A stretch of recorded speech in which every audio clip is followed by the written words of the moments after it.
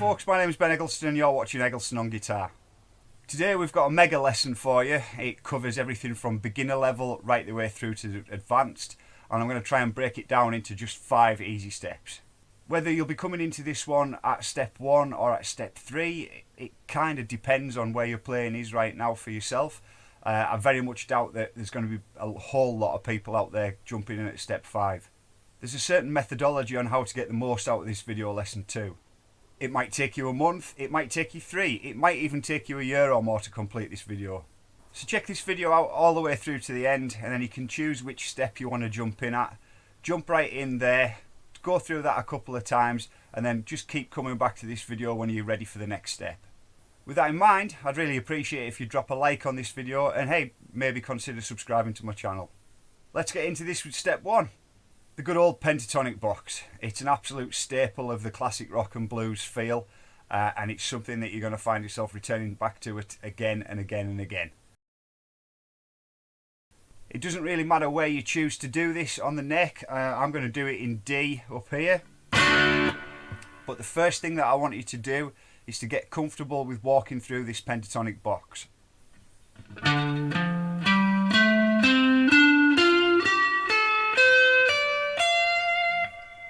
Taking it super slowly at first, I just want you to think about alternate picking. That's up-down picking with your picking hand, whether it be your right or your left, and just get yourself into the idea of slowly walking up the scale and then back down the scale again.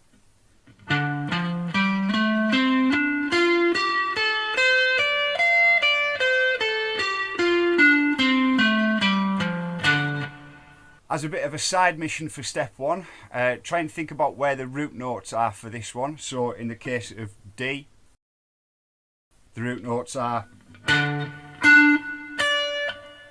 Anytime you're playing in the key of D, when you land on those, you're going to be sticking within the key. And also, as a side mission, try and find out where the nice bends are. Some of them are going to be a whole step bend, some of them are just going to be a little half step. And you can just practice this one, you know, live in this place for a little while.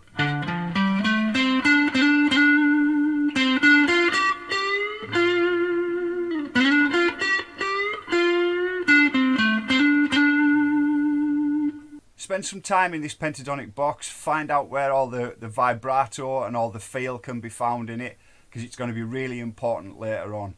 And you're not really ready to move on to step 2 until you've got this pentatonic box completely down, you know, it inside and out, forwards and backwards. Okay, got that down?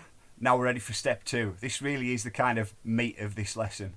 It might seem a little bit complicated at first, but if you keep in mind the fundamentals of step 1, it's going to be a lot easier to deal with.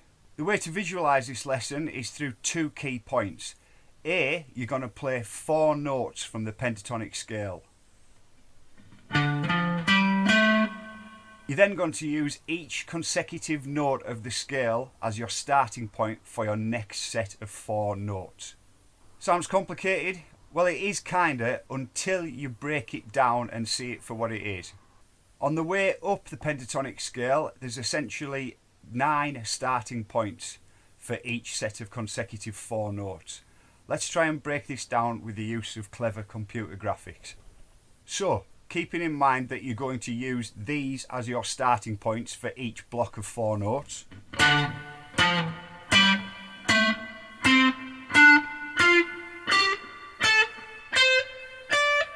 Now this is the part of the video that you probably want to go back and re-watch a few times.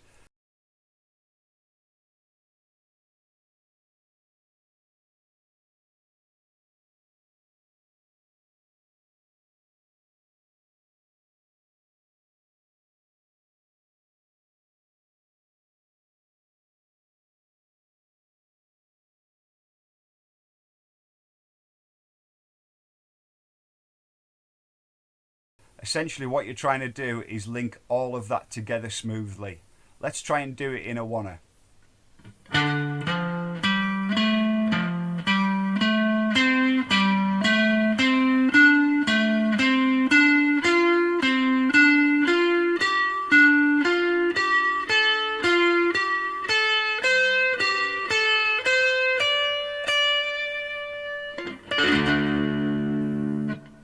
Once you've got your head around the concept of how those blocks of 4 notes walk their way back up the scale, then you can think about bringing them back down.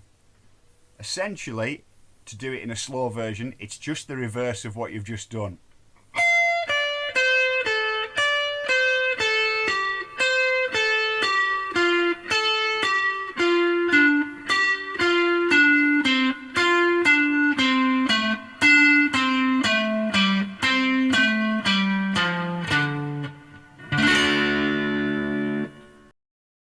So step 4 is the really tricky part. That's about learning to combine steps 2 and step 3 together, and to get it to such a point where you can play it forwards and backwards and you know it inside and out. My 2 key tips for this part are to learn it super slowly. Just walk it through at walking pace.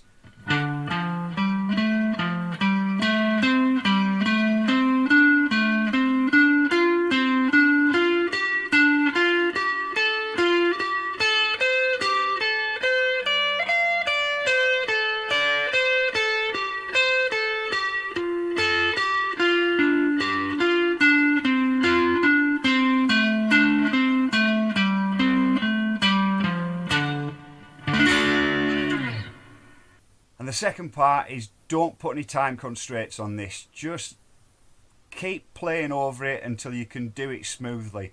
Don't kind of set yourself a goal for, right, in 4 days time I'm going to have this completely down. If it takes 4 days, fine. If it takes 24, fine. If it takes 4 months, fine. If it takes a year, it doesn't matter. It's just really worth learning how to do this, trust me. Your target by the end of step 4 and your end of your practicing for step 4 is to get it somewhere around this kind of speed and this kind of just being comfortable with it.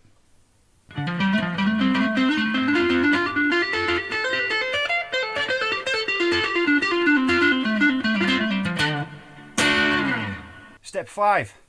Congratulations on making it this far. You're about to learn the real fun parts of this lesson, and one of the reasons behind calling it Zero to Hero. Think about it. If you join me at step 1, then you've learned all about this kind of stuff.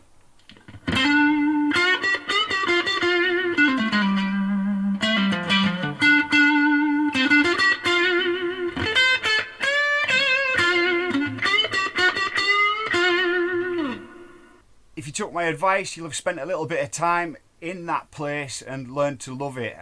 Now, there's a few things about that there's a lot of amazing records and a lot of amazing albums and riffs and all sorts of things have come out of just that place. Just the kind of straightforward pentatonic licks.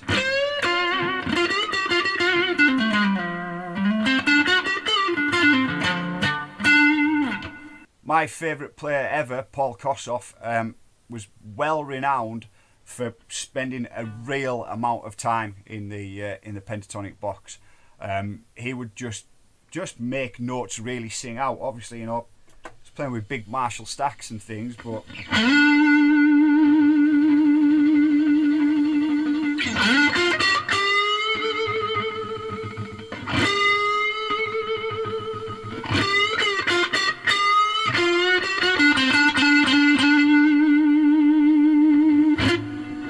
you'll be able to notice for yourself so many other players that really live there and spend all their time there, which is amazing. I'm not having a downer on the pentatonic box at all. I spend a lot of time of it in there myself. What you will notice though is that a lot of players around you, kind of in your live circles that you're getting out into, maybe blues jams or whatever, they also spend a lot of their times there. Well, if we're talking about the concept of going from zero to hero through the 5 steps of this lesson, then congratulations, you've just brought yourself up to their kind of level, which, again, I ain't bagging on it, it's a cool place to be. The real sort of proper fun part of this in step 5 is, I'm hoping by now that you are completely familiar with the pentatonic box, and I'm hoping that you're completely familiar with those blocks of 4s on the way up the scale and on the way back down. What I want you to think about doing now to take it to that kind of next level is to break them down into tiny little bits, tiny little sections. So you can play them, any part of them, at any point, anywhere you want. For example, mixing it up between just your kind of standard pentatonic stuff, and every now and again put one of those blocks of 4 in.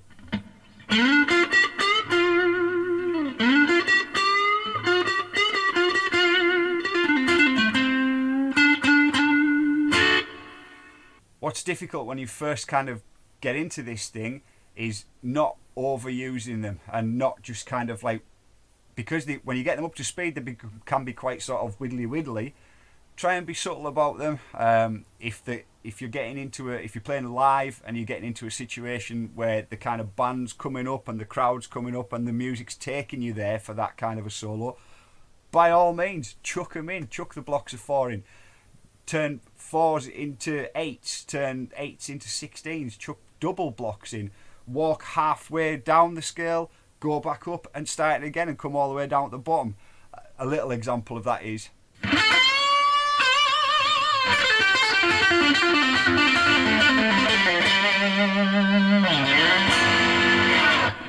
But the real fun of it is just chop and change them to your own kind of desire and fit them in here and there. Another good fun thing, and one of the reasons that I developed that in groups of 4 is because you can start to mess about with the drummer on this one as well.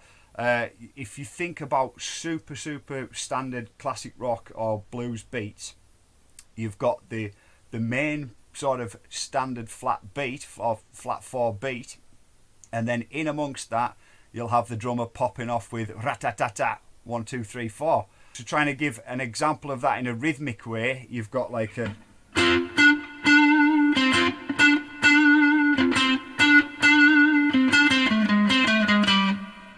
with that flat beat and 1 2 3 4 1 2 3 4, and it's a lot of fun to kind of just throw those in and try and link in with the drummer, try and know where he's going and where he might put those fills in, whether it's just on the snare drum or across the toms. Jump in and use your newfound skills and complement that alongside, because as a whole band, as a group, it does make it much more enjoyable for the listener, and it gives something for the listener to pick out on. As I say, to truly master this technique, it's something that you really have to pull into pieces, mash back together in whatever shape you want, and truly make it your own. It's going to take a little while to get comfortable with it, and it's going to take a little while to know where you can use it, where it fits in and where it doesn't quite fit in. But now that you've learnt the pathway of taking a scale, even though this is just a pentatonic scale, and putting it into blocks of 4 or putting it into a numeric block, you can take any scale, any mode, whichever you like, and start to apply those numeric block theories to it. And it really will liven up your playing for taking you from that 0 to hero level. 1 2 3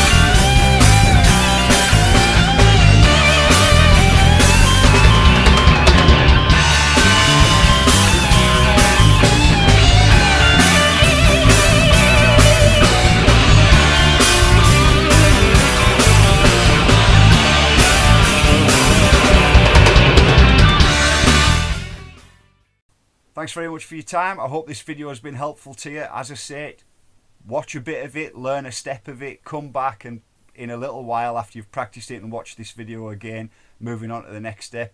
Just use it as a tool and hopefully things work out for you and you get yourself to that next level.